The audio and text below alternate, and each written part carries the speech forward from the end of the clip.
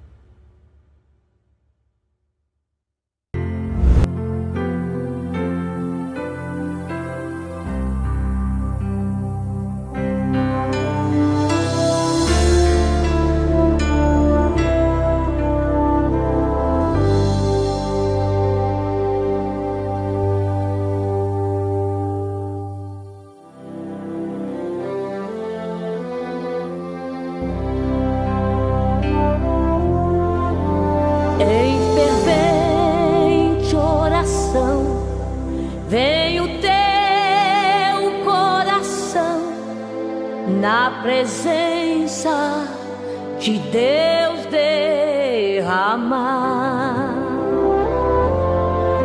mas só podes fluir o que estás a pedir quando tudo deixares no altar.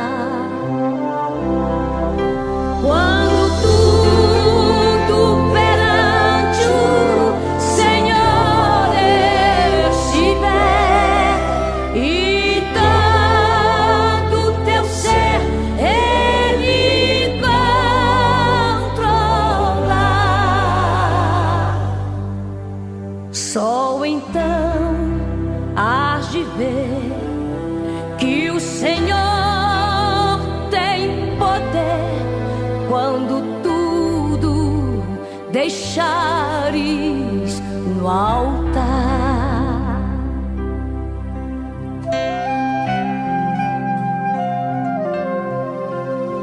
Maravilhas de amor te fará atendendo a oração que aceitar. Bom dia, amados. Aqui estamos para a nossa escola bíblica. Deus abençoe vocês que vão participar comigo dessa aula. Hoje estamos encerrando o livro de Hebreus. Amém? Nos ensinou bastante.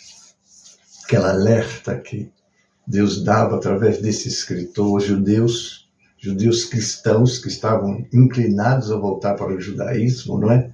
Abandonar Cristo, não é? Quem abandona Cristo abandona o único meio de chegar a Deus. Ele disse: eu sou o caminho, a verdade e a vida. Ninguém vem ao Pai a não ser por mim.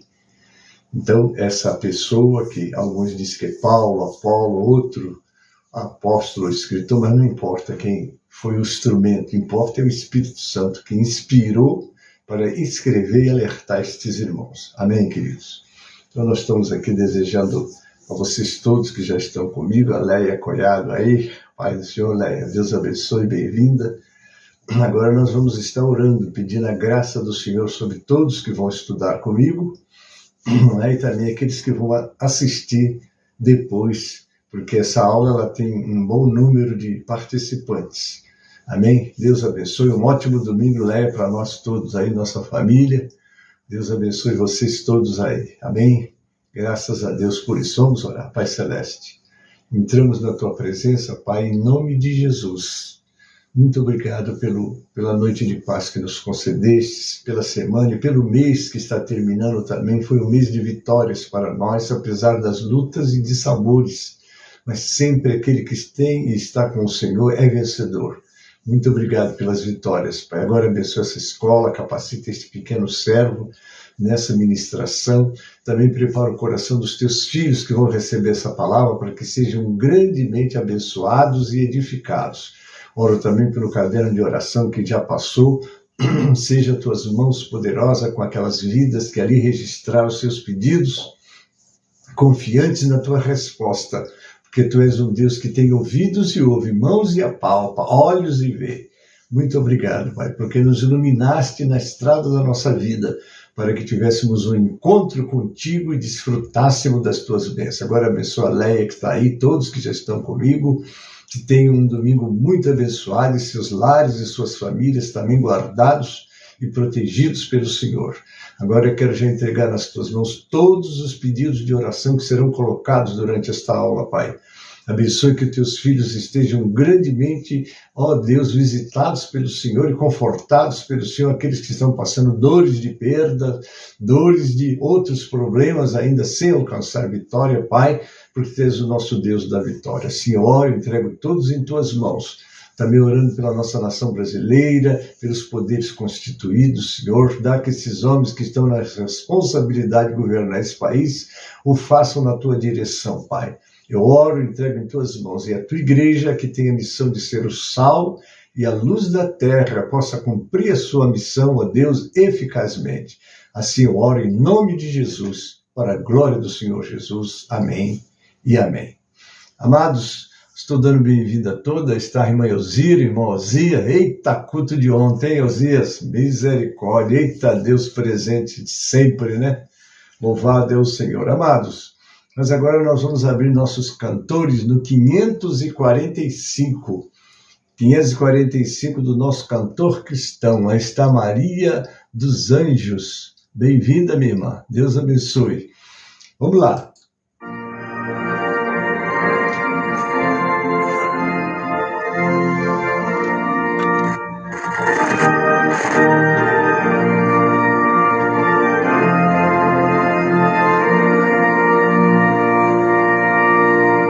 Vamos, jovens alunos de escola, a palavra de Deus estudar, boas novas, ricos de Cristo, e favores reais alcançar. Oh, vem, vem, vem, vem, sim, vem na escola comigo, ouvir boas novas do céu. Boas coisas ali aprendemos, a bendita palavra de Deus.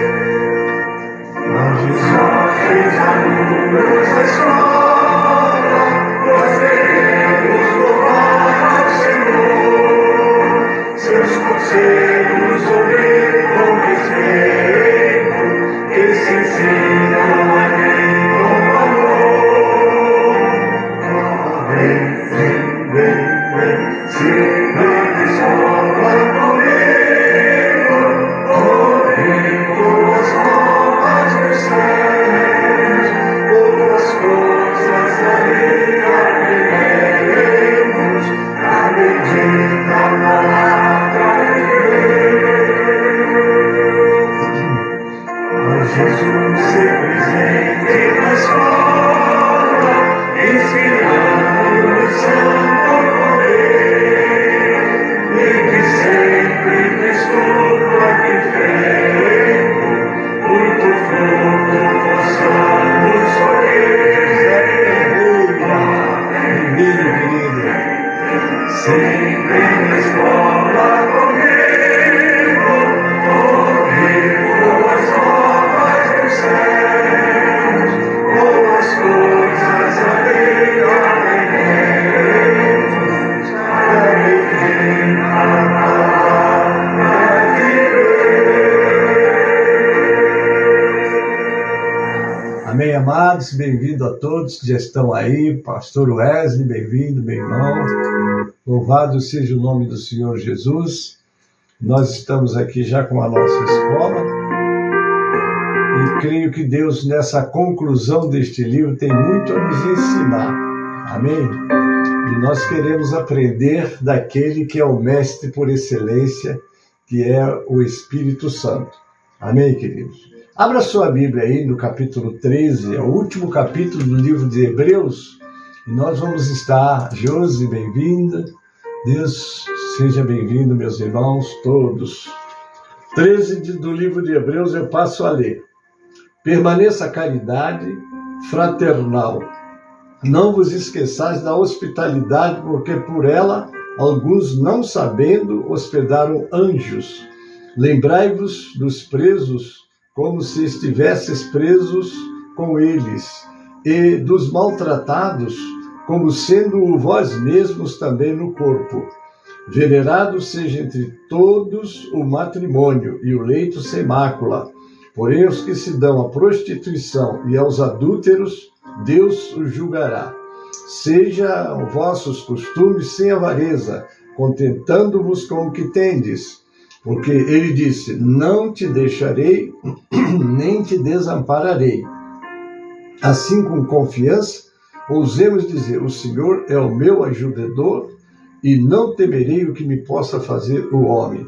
Lembrai-vos dos vossos pastores que vos falaram a palavra de Deus, a fé dos quais imitai, atentando para a sua maneira de viver. Jesus Cristo é o mesmo, ontem e hoje e eternamente. Não vos deixeis levar em redor por doutrinas várias e estranhas, porque bom é que o coração se fortifique com a graça, e não com manjares que de nada aproveitaram aos que a ele se entregaram. Temos um altar de que não tem direito de comer os que servem ao tabernáculo, porque os corpos dos animais, cujo sangue é, pelo pecado trazido pelo sumo sacerdote para o santuário, são queimados fora do arraial. É por isso também que Jesus, para santificar o povo pelo seu próprio sangue, padeceu fora da porta. Saiamos, pois, a ele fora do arraial, levando o seu vitupério. Porque não temos aqui cidade permanente, mas buscamos a futura. Portanto, ofereçamos sempre por ele a Deus sacrifício de louvor, isto é, o fruto dos lábios que confessam o seu nome. Então, e não vos esqueçais da beneficência e comunicação, porque com tais sacrifícios Deus se agrada. Obedecei a vossos pastores e sujeitai-vos a eles, porque velam por vossas almas como aqueles que hão de dar conta delas, para que o façam com alegria e não gemendo, porque isso não vos será útil. Orai por nós, porque confiamos que temos boa consciência, como aqueles que em tudo querem portar-se honestamente. Rogo-vos com instância que assim o façais, para que eu mais depressa vos seja restituído. Ora, o Deus de paz, que pelo sangue do concerto eterno tornou a trazer dos mortos nosso Senhor Jesus Cristo, grande pastor de ovelha, vos aperfeiçoe em toda boa obra, para fazerdes a sua vontade, operando em vós o que perante ele é agradável por Cristo Jesus, ao qual seja glória para todos sempre. Amém. Rogo-vos, porém, irmãos, que suporteis a palavra desta exortação, porque abreviadamente vos escrevi. Sabei que já está solto o irmão Timóteo, com o qual, se vier depressa, vos verei. Saudai todos os vossos chefes e todos os santos. Os da Itália vos saúdam. Graças seja a todos vós. Amém. Aqui é o texto da nossa meditação. Amém. Daí também nossa irmã Maria Prado, abençoada de ontem. Que culto maravilhoso, né, minha amada irmã? Seu lar está muito abençoado e nós ali abençoados também, não é? Raimundo Cardoso, bem-vindo, querido. Estamos te esperando logo mais, amém? Um grande abraço para a Rose e para a família toda aí. Queridos, vamos entrar no nosso tema de hoje, que é um tema muito abençoado, não é? E nós estamos exatamente falando aqui desse texto. O nosso tema de hoje é palavras finais do livro aos Hebreus. Como dissemos, a epístola de Hebreus foi escrita provavelmente antes de 70 depois de Cristo, com a finalidade de incentivar a fidelidade a Cristo e a sua nova aliança, mostrando que ele é o novo, último e superior sumo sacerdote. Então está aí, irmãos. Nós precisamos de entender essa verdade e entender que Cristo de fato é aquele prometido que traria para o mundo o meio do homem se restaurar com Deus. Rosângela Frausch, um abraço, querida. Bem-vinda, Deus abençoe. Vamos à nossa introdução.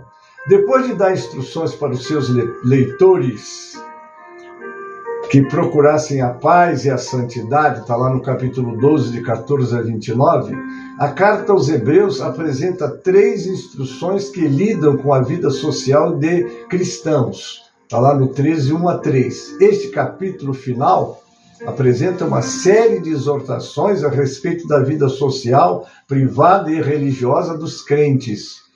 Os leitores são incentivados a realizar um rompimento definitivo com o judaísmo, porque o judaísmo era aquela doutrina que trazia a lei desde os dias de Moisés, não é isso? Mas como está em João 1,17, a lei foi dada por Moisés, a graça e a verdade vieram por Jesus Cristo. Então Jesus Cristo deixou uma mensagem cristocêntrica, que é que nós temos que pregar. Tudo está em nome dele, por ele e para ele seja toda a glória. Amém. Então, quando se fala em eleição, é em Jesus. Quando se fala em justificação, é em Jesus. Santificação é em Jesus. Tudo que envolva a vida da igreja, tanto para receber as benesses de Deus, como também para poder produzir frutos do reino de Deus, está ligado ao próprio Cristo. Nunca podemos nos afastar de Cristo e da sua bendita palavra, porque ele mesmo foi quem disse: se vós estiverdes em mim, as minhas palavras estiverem em vós, vocês vão pedir tudo e eu vou fazer. Agora imagina você orar e Deus te responder. Nós temos experimentado esta glória que é dada a todos que estão de acordo com a palavra de Deus. Amém? Cristo imutável permanece sendo o nosso sumo sacerdote, como também o sacrifício, aleluia, perfeito. Muitos animais, durante as ofertas que eram feitas, né? Luísa Torres, um abraço, querida, nunca vou esquecer de vocês, né? E o ano de 1967, quando estive com vocês aí, amém? Deus abençoe. Então, queridos, ele é o caminho, ele é a verdade, ele é a vida. Não tem como nós buscarmos um outro meio a não ser Jesus Cristo. É em nome dele que os paralíticos andam, os cegos veem e os enfermos são curados. É em nome dele que nós expulsamos os demônios e os demônios saem. A autoridade deste nome é gloriosa, mas é preciso que você esteja usando esse nome e vivendo de acordo com os princípios que ele estabelece. Não pode ser apenas como os filhos de Seva. Eu te desconjuro em nome do Jesus que Paulo prega. Você não pode usar o nome de outro meio. É você e Deus. Prepare-se junto com ele para sair e fazer a obra dele gloriosamente. Amém, querido? Então está aí.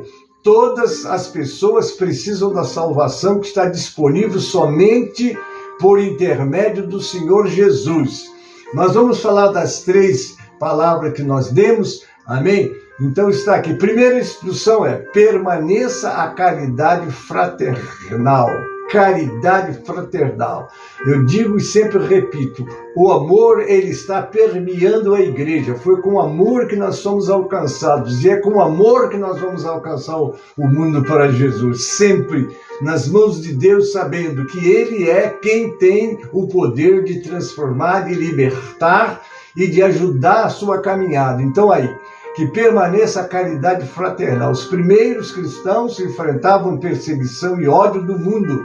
Era de se esperar que dentro da igreja e na comunhão com os irmãos cristãos, eles pudessem encontrar amor e incentivo. A igreja deve ser um refúgio para os crentes. Eu me lembro quando eu aceitei Jesus em 1962, eu era um menino assim, um pouco afastado de tudo e de todos, me sentindo sempre inferiorizado por causa das minhas dificuldades que eu tinha, tanto financeira e etc., que eu não quero comentar. Mas quando eu cheguei na igreja, eu fui abraçado pela comunidade cristã. Ali eu me senti uma pessoa de valor, e é isso que acontece quando as pessoas vêm para Jesus. O mundo discrimina, o mundo decepciona, as pessoas nos discriminam, nos decepcionam, mas quando você chega na igreja, ali você é tratado como um cristão. Se você for um homem rico, você é um cristão. Se você for um homem pobre, é um cristão, e tem a mesma consideração, o mesmo valor, porque ali você está debaixo da graça, do sangue de Jesus, e desta maneira você se sente num ambiente confortável, num ambiente fraternal. Por isso é que a igreja de maneira nenhuma pode decepcionar as pessoas que vêm a ela. Sempre olhar para as pessoas e ver uma alma, uma vida por quem Jesus deu a sua vida e tem um tremendo valor para Deus e deve ter valor para cada um de nós. O mandamento de amar uns aos outros não era novo. Em Levíticos 19:18 nós lemos: não procure vingança, nem guardem rancor contra alguém do seu povo, mas ame cada um o seu próximo como a si mesmo. Eu sou o Senhor. Olha, lá atrás, na lei, o amor já permeava a comunhão dos que vinham a Deus através da lei de Moisés, que veio como uma preparação para receber Jesus. Lá em João 13, 34 e 35, nós lemos: um novo mandamento dou a vocês, amem-se uns aos outros como eu vos amei. Vocês devem amar-se uns aos outros. Com isso, todos saberão que vocês são meus discípulos, se vos amarem uns aos outros. É muito importante nós guardarmos no coração, na vida e na prática, esse mandamento do Senhor para a igreja. Nós temos que amar. Como é que você vai estar bem se o teu irmão está necessitado? Como é que você vai sentar na sua mesa e se fartar sabendo que tem alguém do seu rebanho que não teve o que comer naquele dia? De maneira nenhuma isso pode acontecer nas nossas igrejas, irmãs. E, irmãos, nós precisamos estar muito atentos. Eu falava sobre a diaconia na igreja. Por que a diaconia foi criada na igreja? Está lá no capítulo 6 de Atos. Houve murmuração dos gregos contra os judeus, porque suas viúvas estavam sendo desprezadas no ministério cotidiano. Heron Miranda Aranha, um abraço, pastor, bem-vindo, Deus abençoe. Então houve aquela murmuração, e os discípulos então falaram: escolhei 7 homens, cheios de sabedoria, cheios do Espírito Santo, para encarregarmos eles deste importante negócio. Nós, os pastores, vamos dedicar a oração e a palavra. Em geral, um pastor às vezes é polivalente, porque não tem um ministério ainda organizado e precisa de cuidar também dessa parte. Mas o certo é que essas missões sejam distribuídas entre os crentes da igreja. Júnior Domingo de França, um abraço, querido, bem-vindo, Deus abençoe. Porque não pode de maneira nenhuma ser desprezada as pessoas menos favorecidas, ou alguém que passou por num momento de desemprego, por exemplo, tá? O irmão está pedindo oração porque está desempregado, e você olha para ele, para a família dele, peraí, será que lá está tudo bem? Isso deve ser como uma lâmpada, um sinal que acende para nós estarmos agora de olhos nessa família e cuidando dessa família. Queridos, é muito importante isso para Deus. Se é importante para Deus, tem que ser importante para nós, sobretudo a igreja, que está na missão exatamente de trazer Deus às pessoas. Quando Deus vem às pessoas, com certeza, é como está lá no livro de Atos, onde diz: e não havia nenhum necessitado entre eles. Não é? Louvado seja o Senhor por isso. Está aí, os crentes devem amar uns aos outros com base no amor sacrificial de Jesus por eles. Um amor assim traz as pessoas a Cristo e conserva os crentes fortes e unidos em um mundo hostil. O que domina o mundo, que é o egoísmo, não é? E tanta coisa mais. As pessoas tratam de si e esquecem do seu próximo. Na igreja nós temos que estar muito atentos a tudo isso. Maria Célia Ribeiro, querida, um abraço para você, bem-vinda. Deus abençoe a você, sua família, seu pastor e seu ministério. Então é isso aí. Vamos para a segunda instrução. Segunda instrução. E não vos esqueçais da hospitalidade para com o estranho. Este tipo de hospitalidade era importante porque naquele tempo as hospedarias eram caras, além de serem centros de práticas pagãs e atividades criminosas. Esta hospitalidade também ajudava a transmitir o evangelho, porque os missionários itinerantes poderiam ir a mais lugares e ministrar a mais pessoas se não tivesse que se alojar em hospedaria.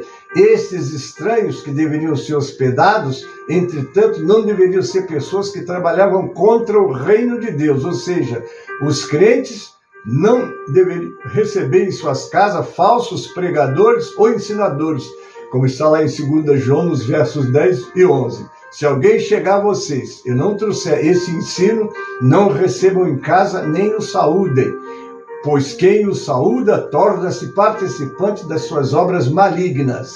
Um incentivo adicional a este tipo de hospitalidade vem do registro bíblico de que com a sua hospitalidade, alguns não sabendo hospedaram anjo. Isso aconteceu com quem? Com Abraão, está lá em Gênesis 18, 1 a 14, com Ló, em Gênesis 19, 1 a 3.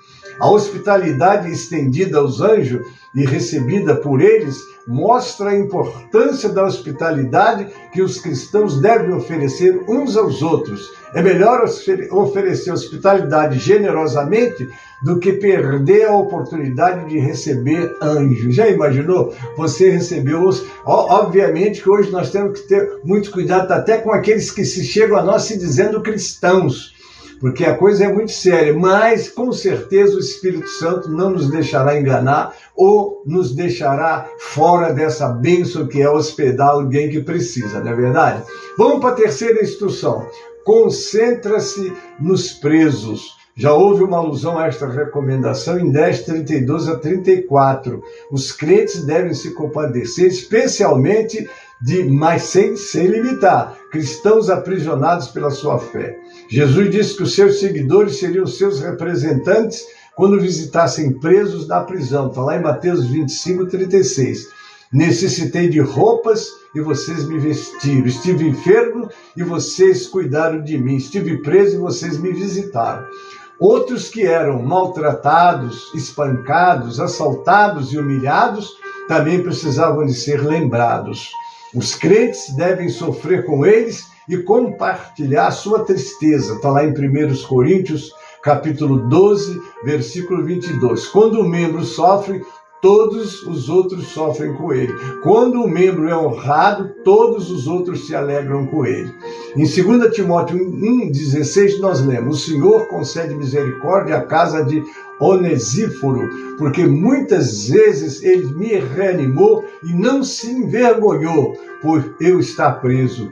O aumento do interesse pelo período helenístico em relação à história da civilização também influenciou o estudo da Epístola aos Hebreus.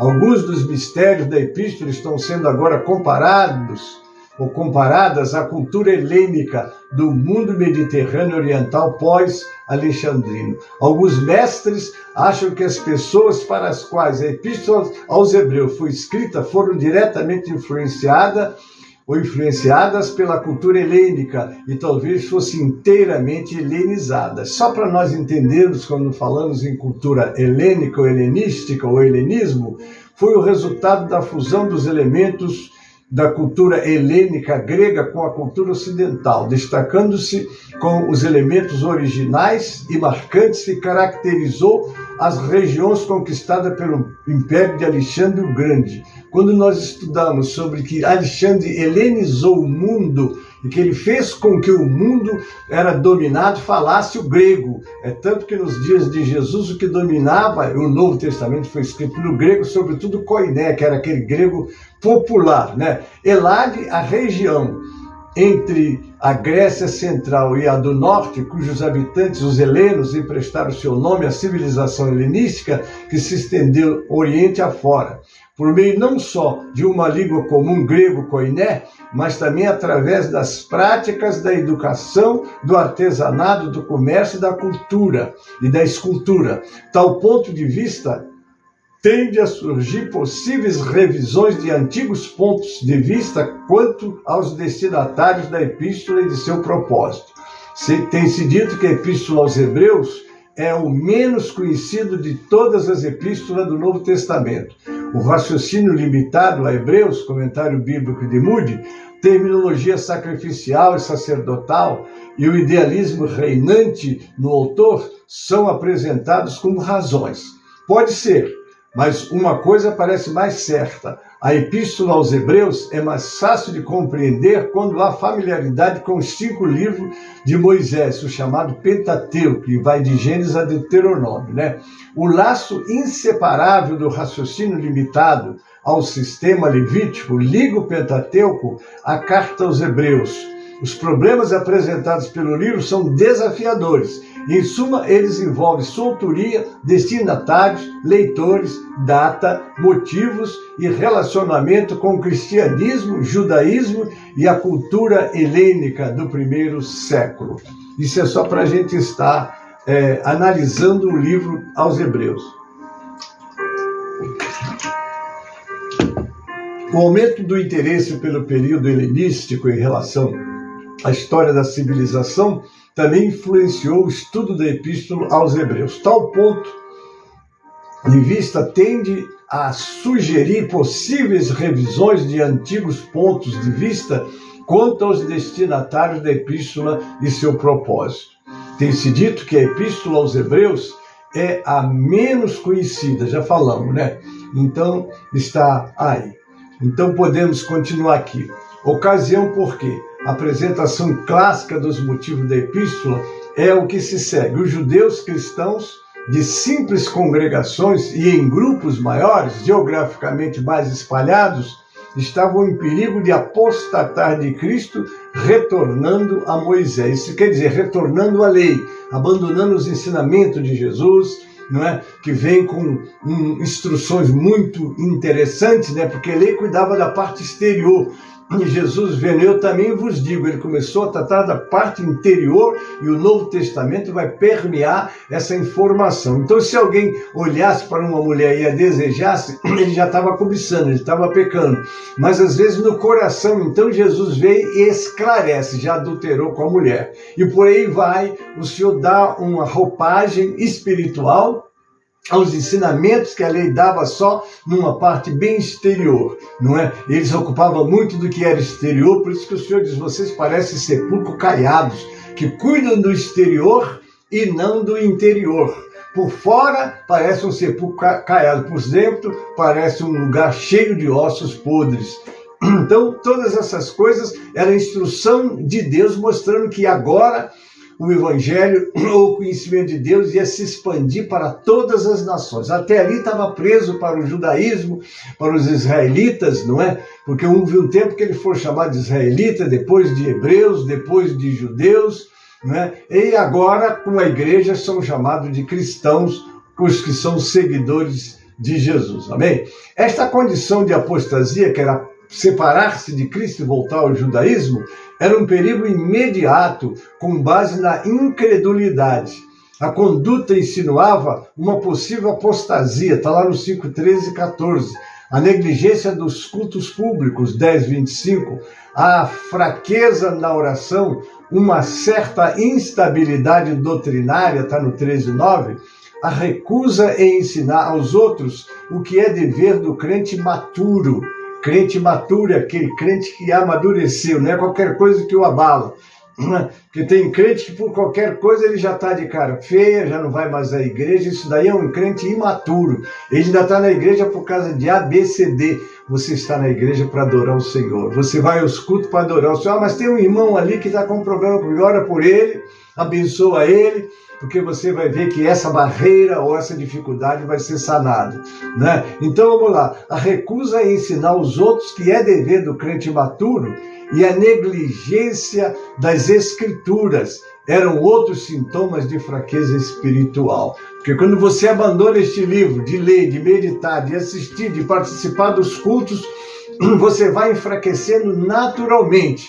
É como você deixar de se alimentar devidamente. Faltando os nutrientes que o teu corpo precisa, você começa a desfalecer, você começa a adoecer, isso fisicamente. E se você deixa de se alimentar das coisas de Deus, da palavra de Deus, do louvor, do contato, do amor, e sobretudo do praticar, trabalhando para o Senhor, você começa a enfraquecer também. Amém? Vamos lá. O perigo estava em que aqueles que eram santos, irmãos, participantes da vocação celestial, está em 3.1, pudesse cair, está em 6.6. Para impedir tal desenvolvimento, o autor de Hebreus destaca a superioridade de Cristo em série de contraste com os anjos, Moisés, Arão, Melquisedeque e sistema levítico. Que tudo isso foi o que aconteceu, foram as instruções que vieram no Antigo Testamento, que estava só com o precursor daquele que traria a verdade, daquele que faria o trabalho definitivo para o povo. Amém? Vamos a uma reflexão do texto. O estudo dessa epístola deve compreender sua singularidade. Ela não é igual a nenhuma outra epístola do Novo Testamento e apresenta problemas que são peculiares em si mesmos. Na forma de construção, no estilo, na argumentação e em relação aos outros livros da Bíblia, Hebreus se destaca. Alguns dos mistérios da epístola estão sendo agora comparadas à cultura helênica do mundo mediterrâneo oriental pós-alexandrino. Eu já falei isso, né? Então está aqui esses pontos. O autor que se parece com Paulo, porque quando nós lemos o encerramento Antônio Jesus dos Santos, amém, meu irmão, bem-vindo. Está aí também Elias de Salles. Elias, abençoado seja, meu irmão, prazer em tê-lo conosco. Dá um abraço ao pastor Efraim e nessa nossa igreja, um abraço também na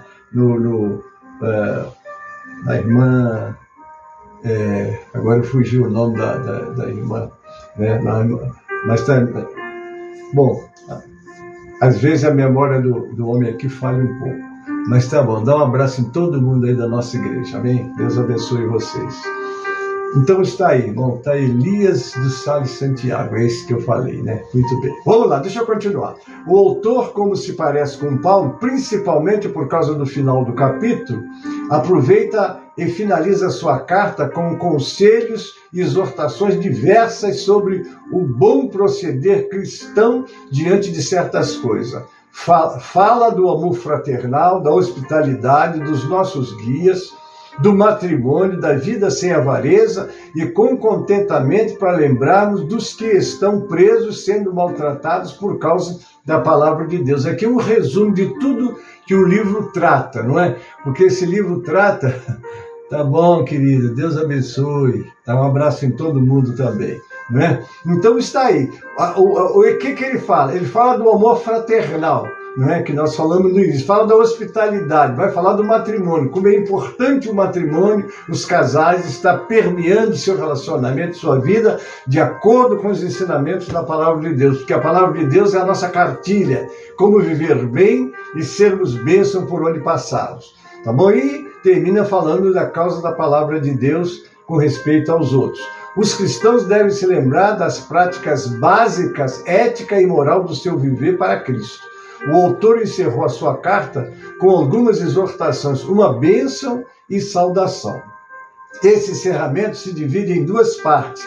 As exortações finais está em 13:1 e 19, e bênção e saudações está em 13, 20 a 23. Elas formarão a seguinte divisão proposta. A. Exortação finais, 13:1 a 19. Veremos agora. E B. Bênção de saudações, 13, 20 a 25. Veremos agora. Tendo escrito sobre o seu tema principal, o escritor voltou-se para algumas questões de menor importância que diziam respeito a ele. O verso 1 nos exorta que sejamos constantes no amor, A responsabilidade de guardar a fé e encorajar perseverança na fé nos outros toma formas reais. Isso inclui amor fraternal a todos os companheiros cristãos. Está lá no capítulo 12, verso 10 e 1 Pedro 1, 22. Hospitalidade para aqueles necessitados de abrigo ou comida. Está lá em 11:38. Identificação com os encarcerados e ajuda compassiva para aqueles maltratados por causa da sua confissão. A pressão sofrida do sofrimento pode tirar de nossa mente responsabilidades fundamentais do amor.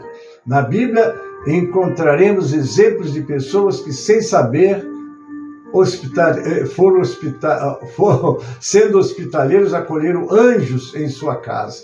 Abraão, ele mesmo um estrangeiro, mostrou hospitalidade para 3 homens que provaram o seu próprio Senhor e os 2 seus mensageiros sobrenaturais. Então, veja bem, o próprio Jesus estava lá com ele, com Abraão. Foi ele que recebeu a adoração, porque anjo não recebe adoração, mas ele recebe, Então, foi ele que também falou a Abraão sobre a Sara, sobre que viria o seu filho prometido há 25 anos, agora Sara ia ficar grávida, ia ter um filho. Ela mesmo riu lá no cantinho que estava, dizendo, não é possível.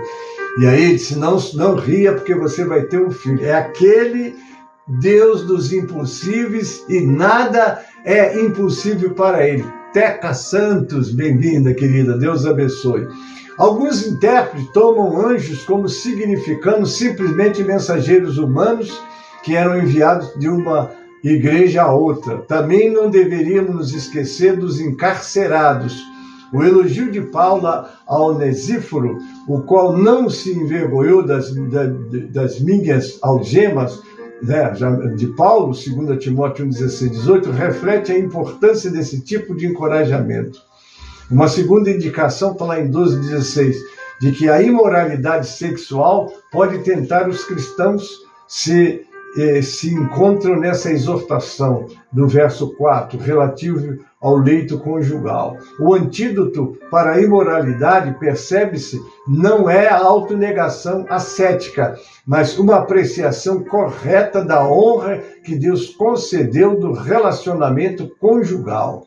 Não é por causa da prostituição que cada um tem a sua mulher e cada uma tem o seu marido, de modo que possam viver uma vida santa diante do Senhor. Amém, querido? Outra exortação tinha a ver com a ganância, pois esta tem o poder de seduzir os que se deixam dominar por ela, cegando-os e fazendo que sempre queiram mais e mais, e nunca estão com isso satisfeitos. Por isso é que ele nos orienta que nossas vidas sejam sem avareza. Porque o avarento tem medo de ficar pobre, tem medo de ficar sem dinheiro. Então pega o que tem e não ajuda ninguém. Isso é perigoso.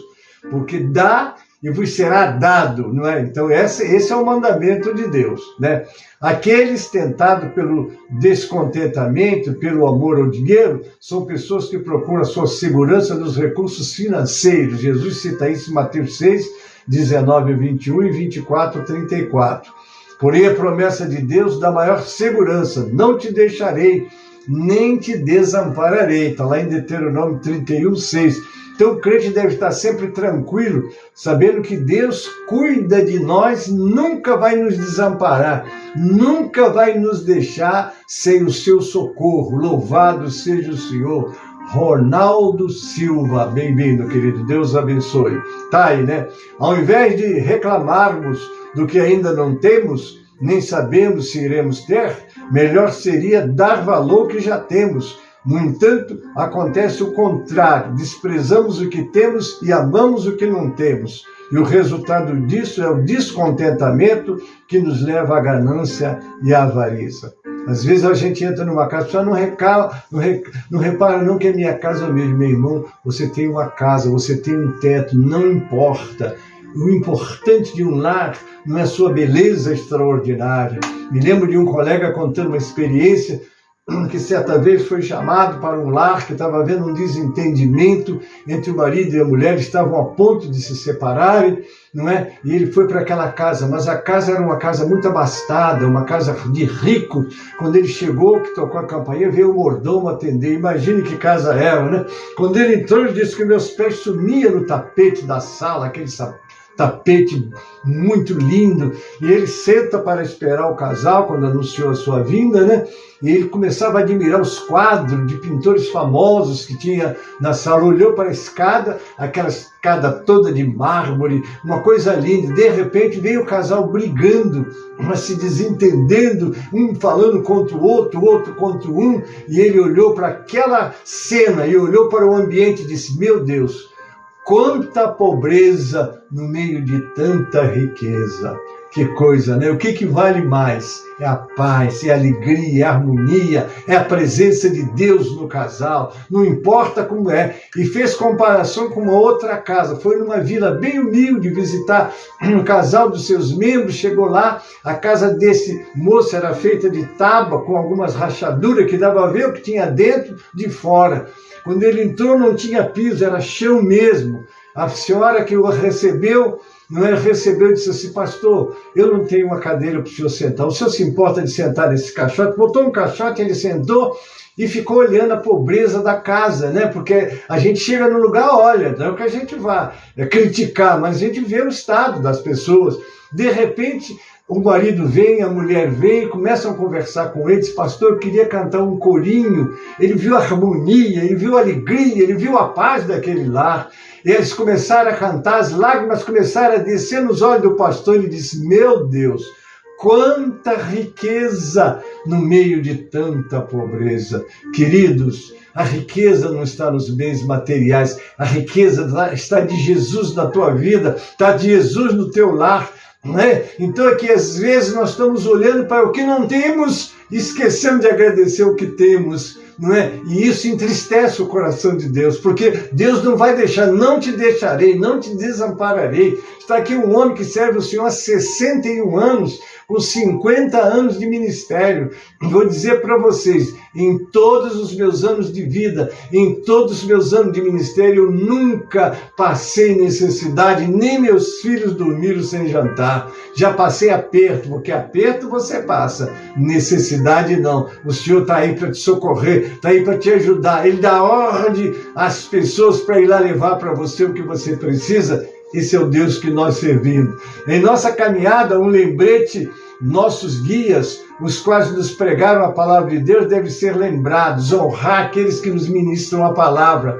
O ministério da primeira geração de mestres da congregação estavam completo, e mais tarde o autor exortaria os leitores originais a submeterem-se aos novos líderes, como o papel pastoral deles exigia, está no verso 17. Depois de examinarmos a vida de nossos líderes, a orientação é para imitar-lhes a fé.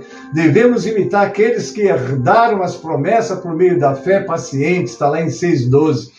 Mesmo que os líderes humanos desapareçam desse cenário, Jesus Cristo é o mesmo. Ontem eu estava num culto e vi Jesus Cristo, aquele que falava, aquele que dirigia, aquele que salvava, operando no culto. Foi uma glória aquele culto de ontem, na casa da nossa irmã Maria Prado.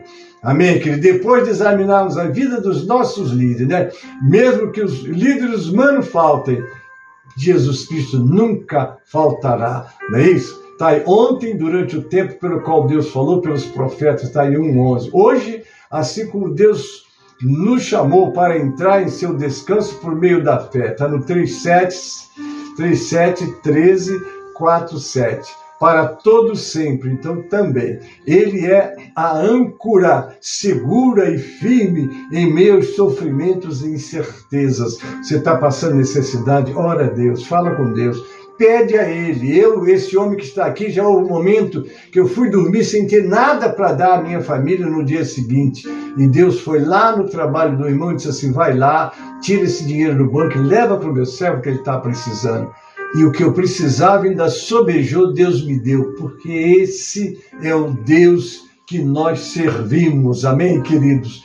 Outra advertência negativa do tipo, não faça, era para não nos deixarmos levar por doutrinas várias e estranhas. Essas doutrinas aparentemente mantinham que, pelo fato de os leitores terem sido excluídos da vida do culto e do templo, verso 3, incluindo a festa sacrificial na qual os adoradores participavam, eles haviam sido, portanto, barrados de se achegarem a Deus. O autor respondeu que a graça e não o alimento cerimonial fortalece o nosso coração, pois pela graça nós participamos da adoração no altar celestial, onde Jesus ministra. O que vale é estar o coração confirmado com a graça e não com alimentos.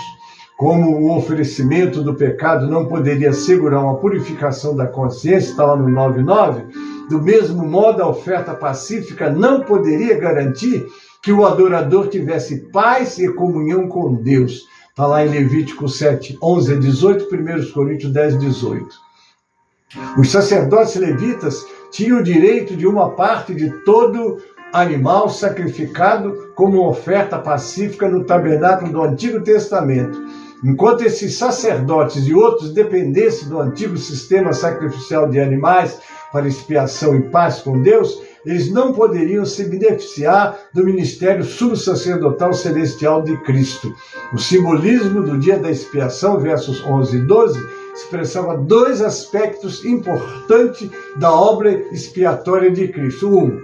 O sangue levado para o Santo dos Santos declarava que somente mediante a morte de um substituto inocente os seres humanos poderiam se aproximar de Deus. 2.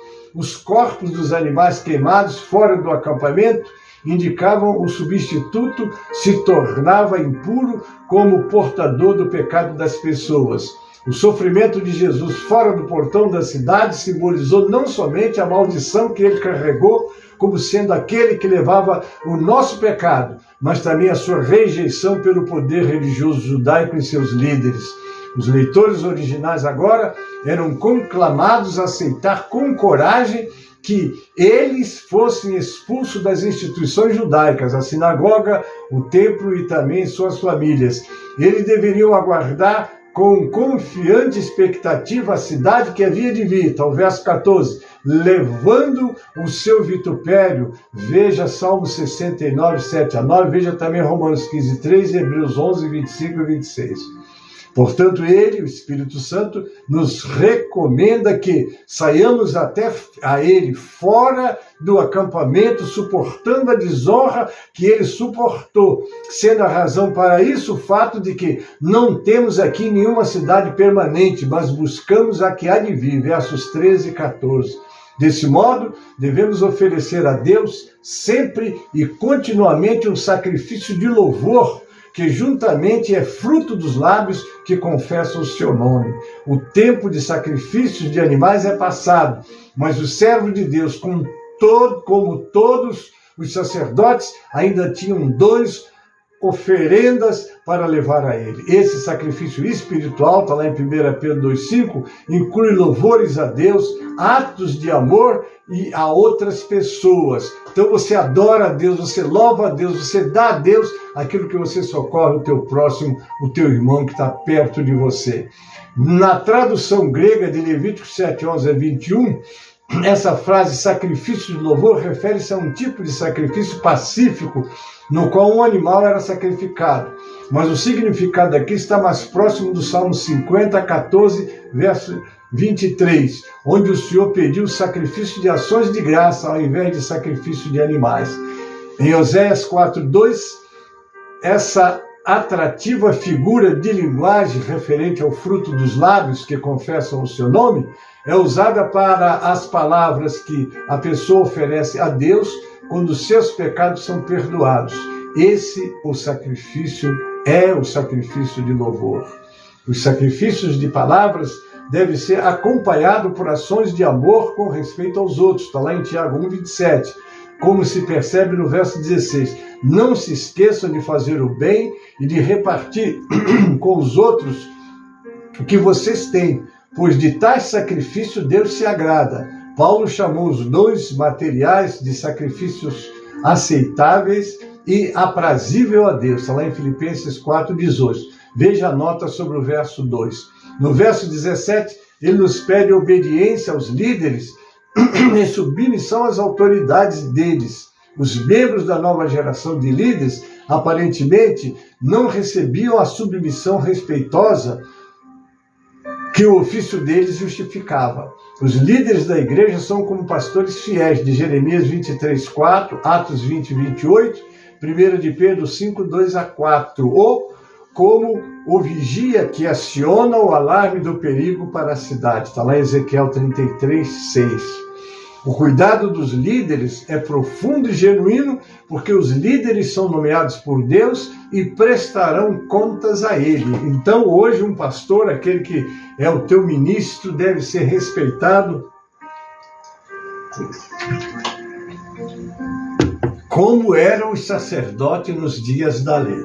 Amém, querido? Isso não pode ser esquecido para nós. Os cristãos têm privilégio de agir como sacerdotes ao orar pelos outros confiadamente em seu livre acesso ao trono da graça. Está lá no 4:16.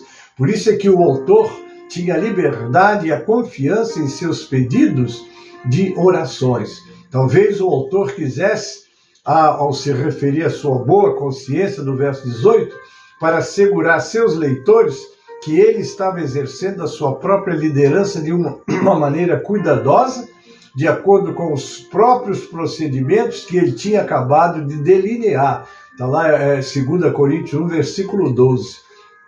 O seu pedido particular de oração era para que ele fosse restituído o mais depressa possível a eles. Aqui dá assim uma conotação que Paulo é que está falando, né? As circunstâncias precisas do autor são desconhecidas. Ele tinha anteriormente estado com o grupo ao qual ele estava escrevendo e estava ansioso para ver seus membros novamente. Dos versos 20 ao 25, ele profere bênção e saudações finais. O autor deixou seus leitores com uma bênção e várias saudações. O sacrifício de Cristo derrotou a morte, é o 2:14, e inaugurou a nova e eterna aliança, é o 9:12-15. Desde que Cristo ressuscitou, já não morre, Romanos 6:9. Os efeitos do seu sacrifício são eternos. Ele agora é o grande pastor das ovelhas. O bom pastor guia e protege as suas ovelhas, o Salmo 23 e outros textos, que sacrificou a sua vida por ela. Está lá em João 10:11. Por isso que ele diz que Deus dá paz, que pelo sangue da aliança eterna trouxe de volta dentre os mortos o nosso Senhor Jesus, o grande pastor das ovelhas, nos aperfeiçoe em todo bem para fazermos a sua vontade e opere em nós o que lhe é agradável mediante Jesus Cristo, a quem seja a glória para todos sempre. Amém. Os versos 20 e 21. Glória a Deus, amados. Ele é o Deus da paz.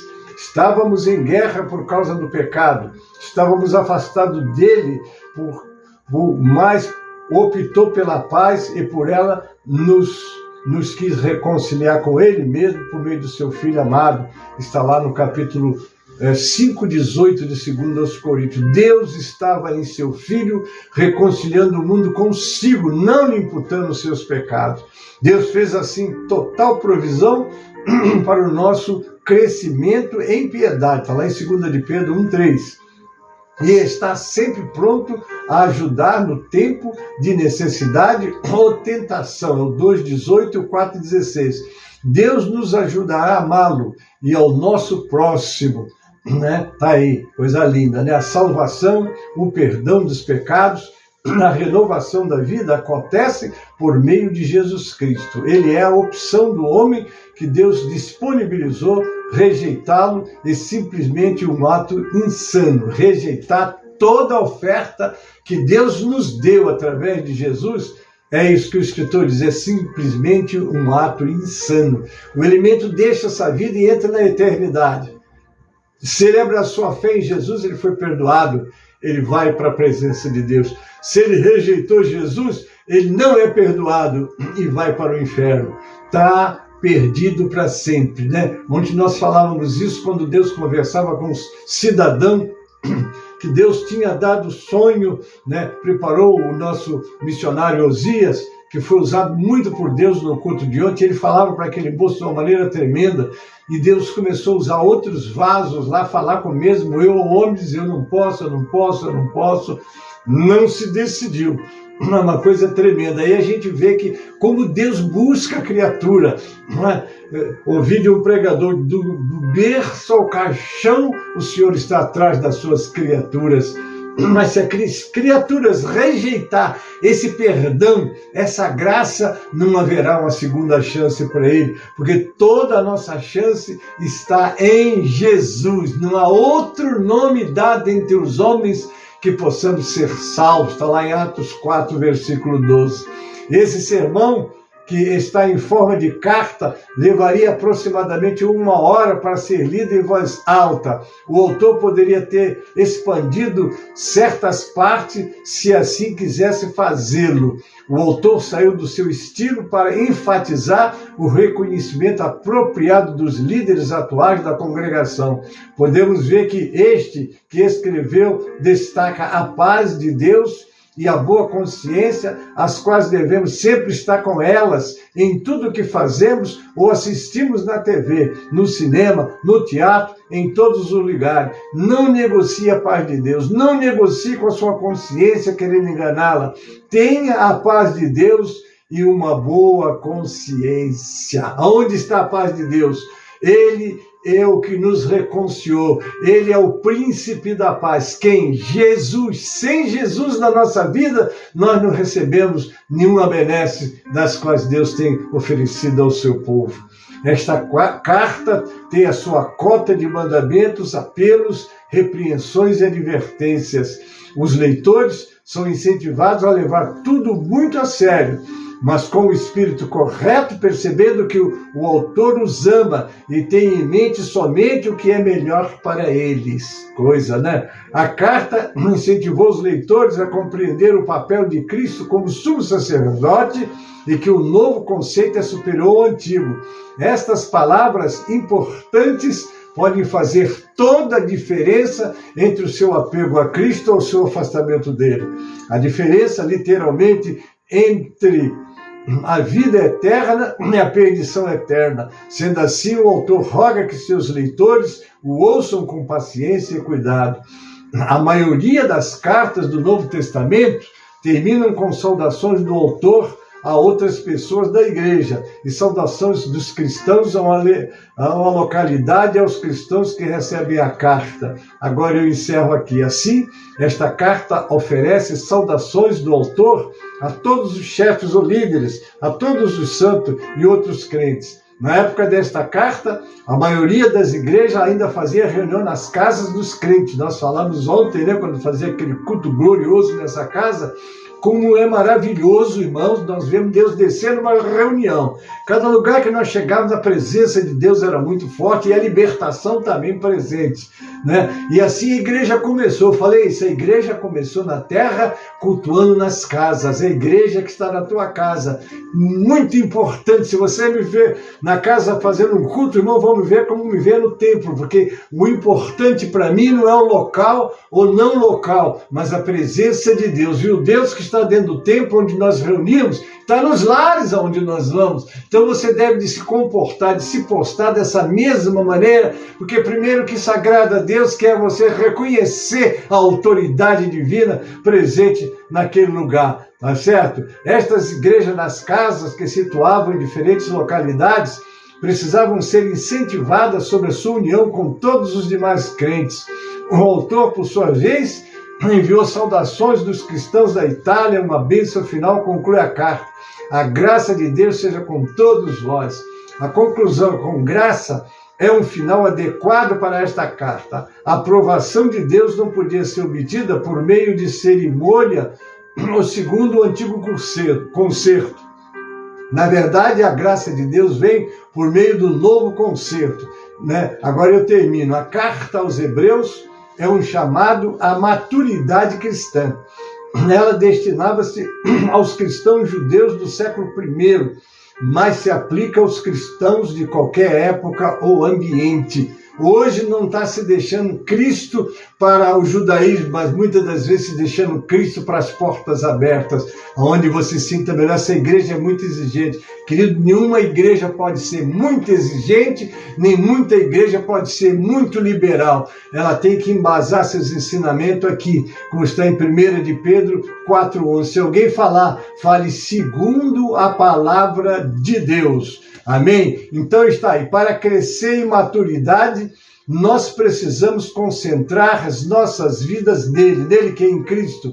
Não depender de rituais religiosos. Não cair novamente no pecado. Não confiar somente em nós mesmos. E não permitir que qualquer coisa se interponha entre nós e Cristo. Cristo é suficiente e superior. Amém? É em nome de Jesus, é com Jesus que nós vamos fazer essa obra e cumprir o nosso ministério. Amém, queridos? Eu encerro aqui, terminamos o capítulo 13, terminamos o livro de Hebreus, e no próximo domingo nós temos uma novidade para vocês. Nós vamos trabalhar com vocês sobre como nós devemos nos portar diante da sociedade, diante uns com os outros, diante da igreja. Amém?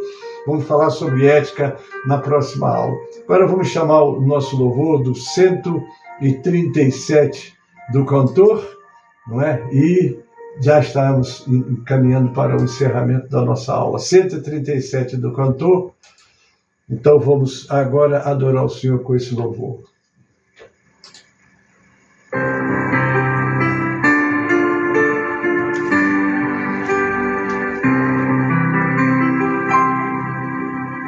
Enquanto, ó Salvador, teu livro eu ler, meus olhos vêm abrir, pois quero ver da mera letra além a ti, Senhor. Eu venho a ti, Jesus, meu Redentor. À beira-mar, Jesus, partiste o pão, satisfazendo ali a multidão. Da vida o pão és tu, vem, pois assim satisfazer, Senhor, a mim. Amém, amados?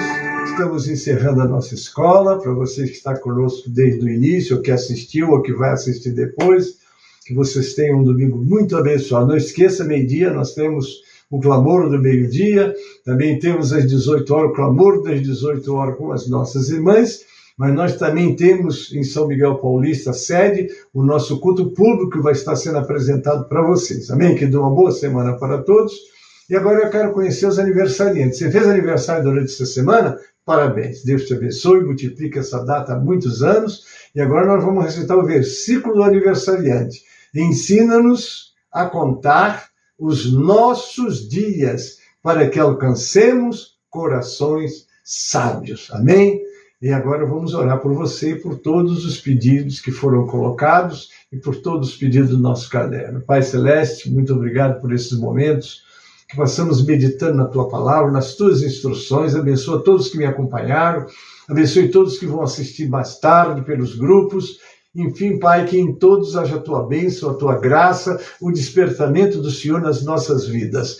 Ó Senhor da Glória, prepara-nos para os cultos presenciais, a nossa escola presencial na sede, que eu vou estar ministrando também a escola na parte da tarde. Abençoa-me ali às 16 horas também, porque o nosso culto da sede começa às 16 horas. Esteja conosco ali, nos abençoando grandemente, Pai. No culto da noite também, esteja conosco, que seja a Tua graça sobre nós. Nós oramos e já Te agradecemos, em nome de Jesus e para a glória do Senhor Jesus. Amém e amém. A graça do Senhor Jesus e o amor de Deus, o nosso Pai, a comunhão e as consolações do Espírito Santo, seja convosco, amados, e com todo o povo de Deus que está na terra. Amém e amém. Deus os abençoe, Deus vos guarde e Deus vos livre do mal.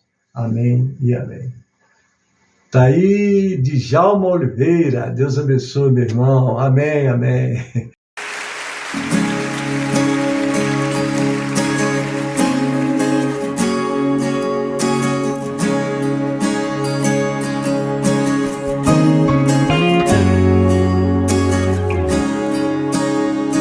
Eu sei que sempre estás comigo, Senhor.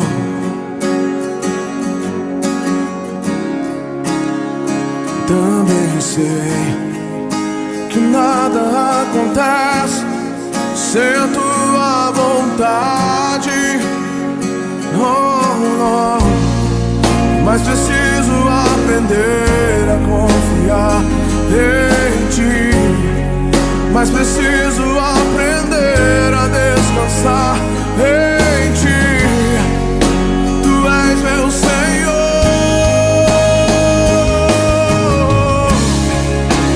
Todas as coisas cooperam para o bem daqueles que te amam. Oh, oh. Todas as coisas cooperam para o bem daqueles que te amam. Oh, todas as coisas cooperam para o bem daqueles que te amam, Jesus. Todas as coisas cooperam para o bem daqueles que te amam. Eu sei que sempre estás comigo, Senhor.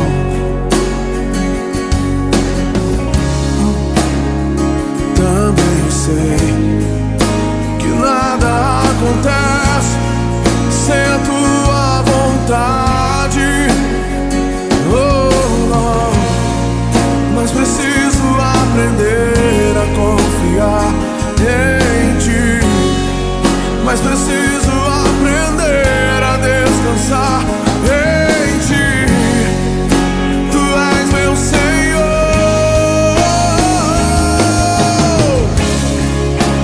Todas as coisas cooperam para o bem daqueles que te amam.